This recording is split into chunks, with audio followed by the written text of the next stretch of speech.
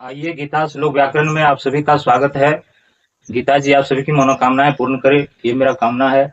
गीता जी के अंदर हम लोग प्रथम अध्याय के तीसरे श्लोक पर पहुंच चुके हैं, जो संजय उचाव का है।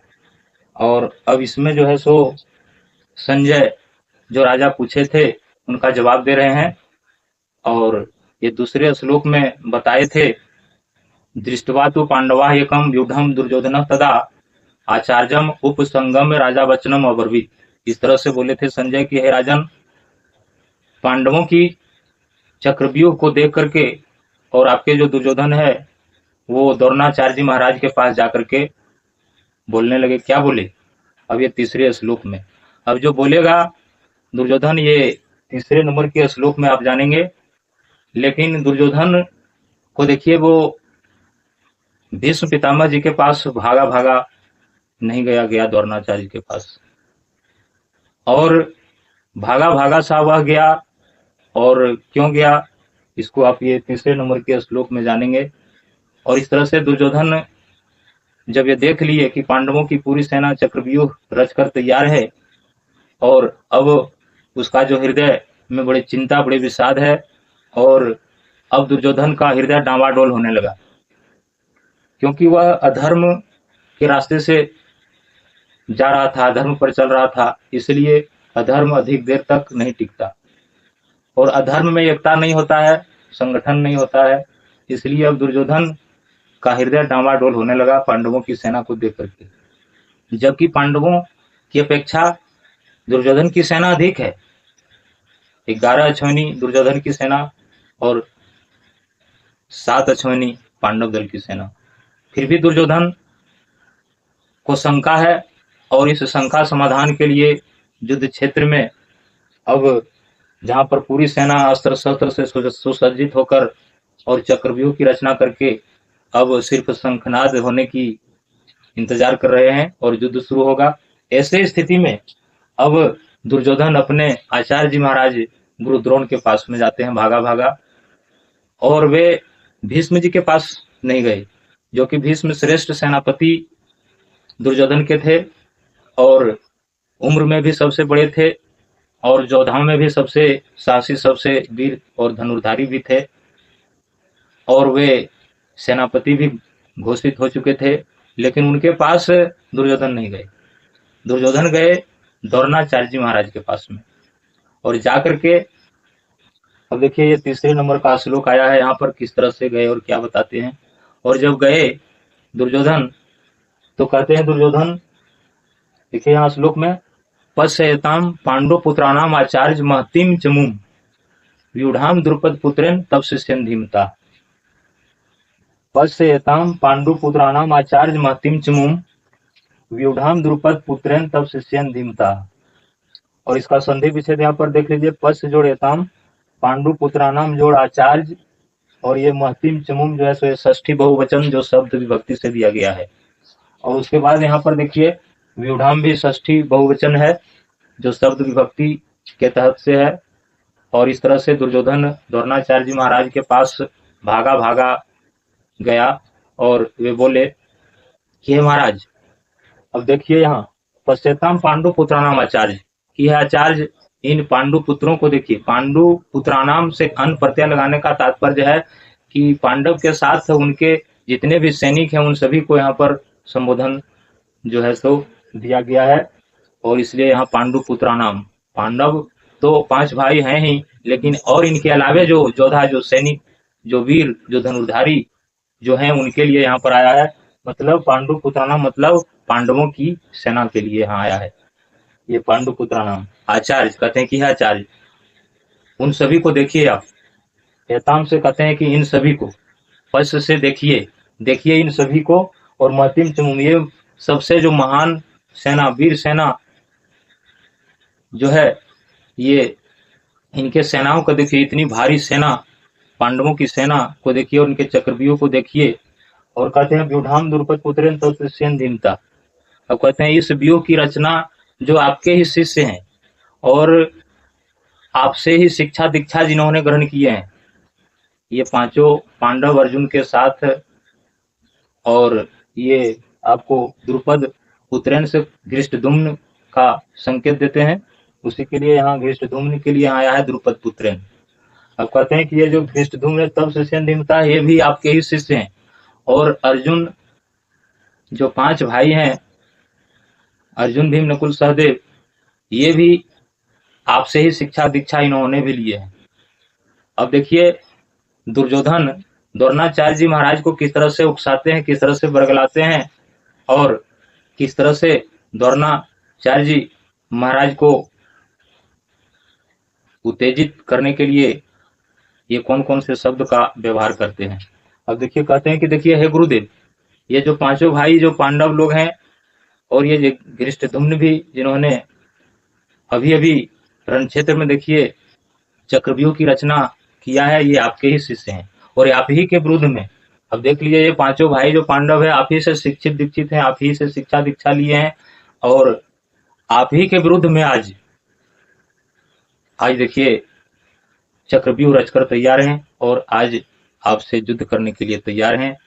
आज आपके सामने और आपके ऊपर तलवार चलाने के लिए, बाण चलाने के लिए, गदा चलाने के लिए ये तैयार हैं आपके शिष्य ही। और कहते हैं तब शिष्यन धीमता से कहते हैं कि हे आचार्य, ये जो धृष्टद्युम्न जिन्होंने चक्रव्यूह की रचना किया है, ये बड़े ही वीर और धीर और दृढ़ निश्चय वाले हैं। तब शिष्यन धीमता से क्या कहते हैं कि ये जो है ये बड़े वीर धीर और दृढ़ निश्चय वाले हैं। क्यों? क्योंकि अब दुर्योधन डावाडोल हो रहा है। क्यों? क्योंकि ये पांडवों की सेना को, पांडवों की चक्रव्यूह को देख करके इनका मन आगे पीछे हो रहा है, बेचैनी बढ़ रहा है हृदय में और डावाडोल हो रहा है, क्योंकि ये अधर्म से जा रहे हैं युद्ध में, और ये पांडवों की तरफ इसमें दृढ़ संकल्प नहीं है, निश्चिंतता नहीं है। दूसरे श्लोक में इसीलिए आया था दृष्टवा तो पांडवा एकम, निकम नहीं था, एकम, कि पांडवों की एकता। उस तरह से दुर्योधन के पक्ष में दृढ़ संकल्प, दृढ़ निश्चय और सामूहिक एकता, आत्मबल की कमी है, क्योंकि ये अधर्म से चल रहे हैं, अधर्म के रास्ते पर जा रहे हैं, इसलिए अब यह डावाडोल हो रहा है। ये सत्य के सामने टिकना नहीं चाह रहा है, नहीं कितना देर तक टिकेगा, और सत्य पर, अधर्म पर ये कितना देर दुर्योधन टिकेगा। और अभी से ही अब डावाडोल होना हो गया शुरू इसका हृदय। और ये द्रोणाचार्य जी महाराज जी के पास में बताते हैं कि हे आचार्य, जो आप ही से शिक्षित दीक्षित हैं ये 5 भाई, और ये धृष्टद्युम्न भी जिन्होंने आज चक्रव्यूह की रचना किया है, और आप ही के ऊपर चिंता कीजिए महाराज, हे आचार्य, कि आप ही से शिक्षा दीक्षा लेकर और आज आपसे ही युद्ध करने के लिए तैयार हैं। ये बताते हैं कौन? दुर्योधन बोलते हैं द्रोणाचार्य जी महाराज से। क्यों बोल रहे हैं? क्योंकि अब उसका जो हृदय है, उसका जो मन है, अब डावाडोल हो रहा है, और अब वह चाहता है कि द्रोणाचार्य जी भी कहीं न पिघल जाए और इनका हृदय में कहीं ममत्व न भर जाए, कहीं ये पांडव को ऊपर में, इनके ऊपर बाण न चलाए, शस्त्र न चलाए, तो गड़बड़ हो सकता है। और इस तरह से अब खरी कसौटी पर, जिस तरह से स्वर्णकार सोने को कसौटी पर चेक करता है, उसी तरह से द्रोणाचार्य के अंदर की भावना को वे जानना चाहते हैं, कौन? दुर्योधन। और इस अंदर की भावना को जानने के लिए दुर्योधन द्रोणाचार्य जी महाराज से ये श्लोक बोलते हैं कि देखिए, पश्यताम, इन लोगों को देखिए, किनको? पांडु पुत्राणाम आचार्य, जो पांडव लोग हैं, इनके साथ जो योद्धा हैं, जो वीर हैं, जो धनुर्धारी हैं, महती चुम, ये बड़े बड़े महान योद्धा, बड़े बड़े वीर सैनिक लोग हैं, इनके पक्ष में इनको देखिए।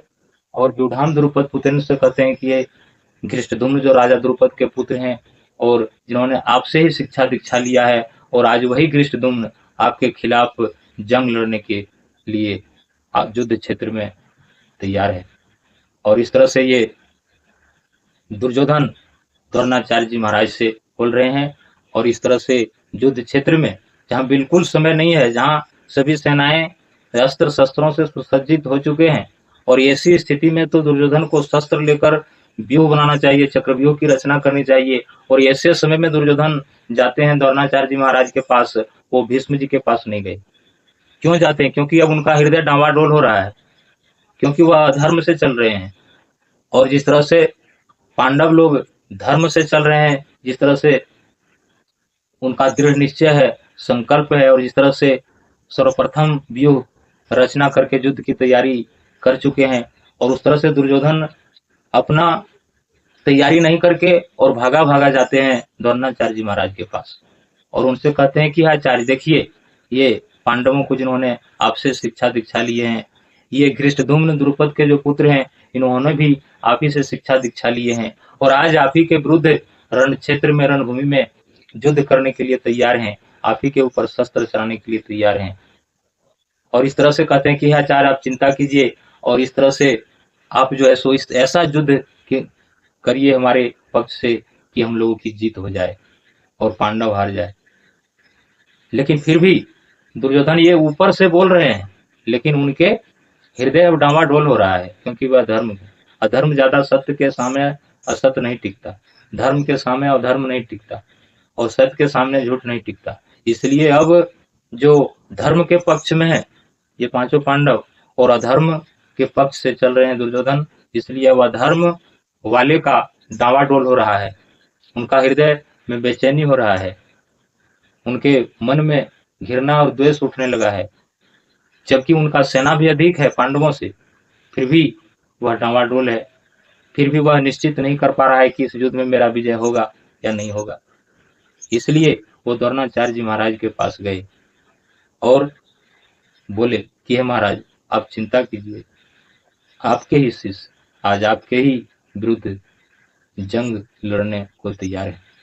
और इस तरह से आप गीता के श्लोकों का शुद्ध उच्चारण के लिए ये गीता श्लोक व्याकरण चैनल को आप लाइक करें, सब्सक्राइब करें, कमेंट करें, शेयर करें, ताकि इस गीता जी का प्रचार प्रसार पूरे देश में हो। सभी लोग घर घर में गीता जी का मान सम्मान करें, हर बच्चे, हर जवान, हर भाई बहन गीता के प्रति आकर्षित हो, इनको पढ़े और जीवन में लाभ उठावे और इस तरह से इसका संदेश लेकर के और सुन करके आप सभी लाभान्वित हों, आपकी मनोकामनाएं पूर्ण हों और आप इस तरह से इस चैनल को आगे बढ़ाते रहिए। जय गीता जी, जय गोविंद, राधे राधे।